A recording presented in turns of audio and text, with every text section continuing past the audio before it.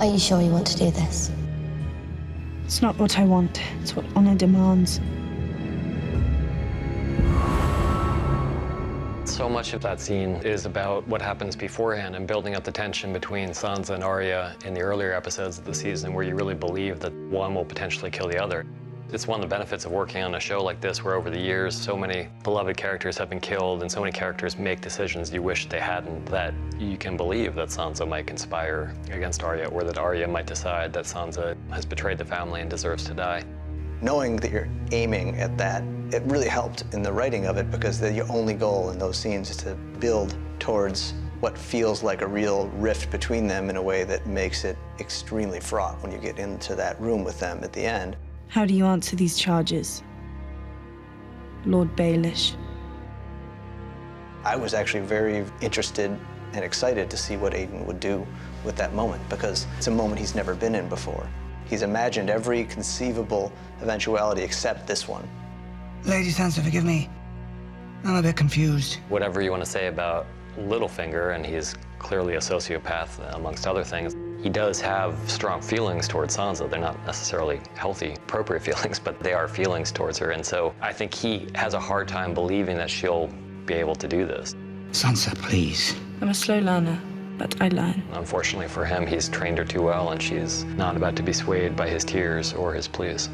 Thank you for all your many lessons, Lord Baelish.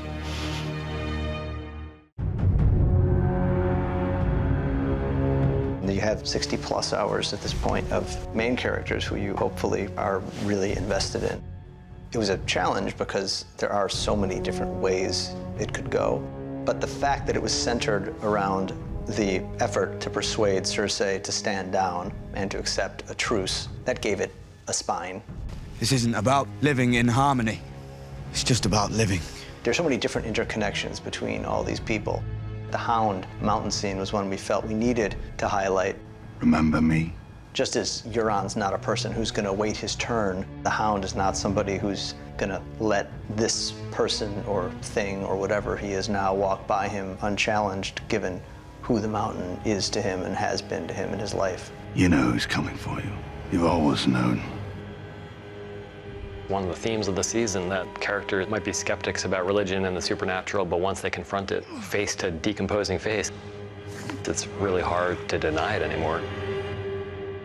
I cannot serve two queens. Then there is nothing left to discuss. I don't think Tyrion goes to see Cersei out of pride or to prove that he's brave. Again, it's one of the situations where it's the only choice he can see. It's the only way he feels like he can salvage this peace mission is to go himself. He's the only person who can talk to her because as much as she hates him and as much as he hates her, they know each other better than probably anybody in the world knows them. I don't care about checking my worst impulses. I don't care about making the world a better place. Hang the world. It's a little bit of a poker game they're playing there because it seems like she's bluffing and he reads her bluff, but she wanted him to read her bluff. This was all part of her game. You're pregnant.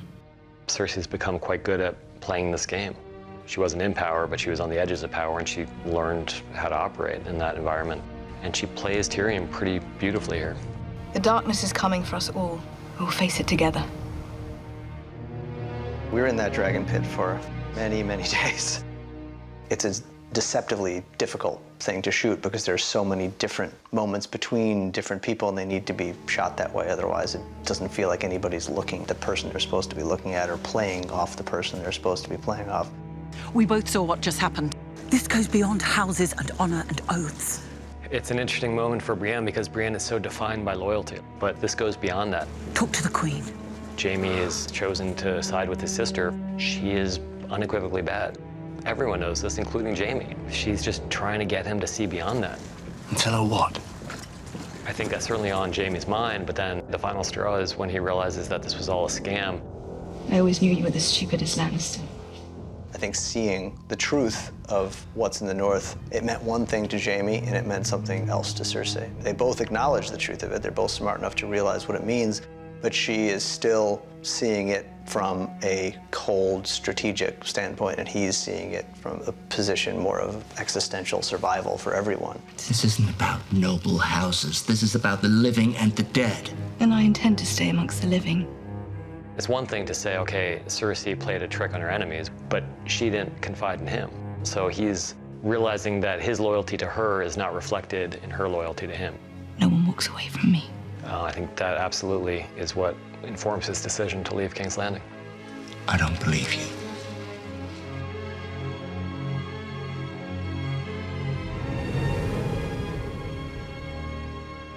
He needs to know the truth. The truth about what? About himself. Jon's not Jon Sand. He's actually, as Bran finally overhears from Lyanna, Aegon Targaryen. And that means he's the rightful heir to the Iron Throne. That changes everything. I would say the challenge with this sequence was finding a way to present information that at least a good portion of the audience already had in a way that was dramatic and exciting, also had a new element to it. Part of the answer as to how to go about doing that was in the montage, intercut nature of it. It was about making it clear that this was almost like an information bomb that Jon was heading towards.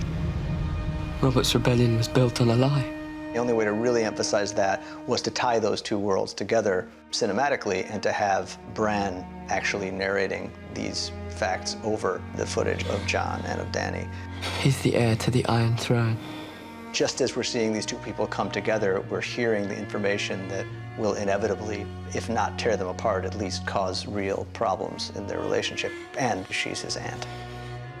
It complicates everything on a political level, on a personal level, and it just makes everything that could have been so neat and kind of perfect for Jon and Dany, and it really muddies the waters. We need to tell him.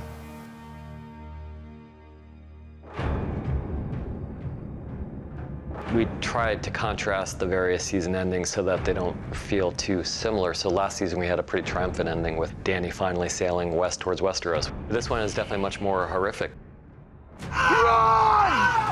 Many years now we've known this would be the ending of the penultimate season. The Walls kept these things out for 8,000 years. There's no real reason that it can't keep doing that unless something puts a hole in the wall. There's one thing on the board from the beginning that is now big enough to do that, and that's a dragon.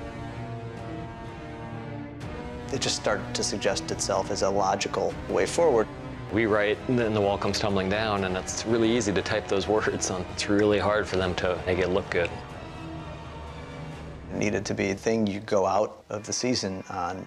First 4 or 5 years of the show, it was the expanding universe, and as we get near the end of the show, the universe contracts.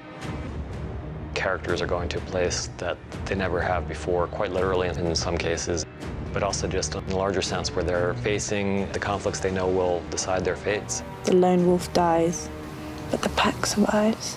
Winter is here, and it's all hitting the fan from all directions.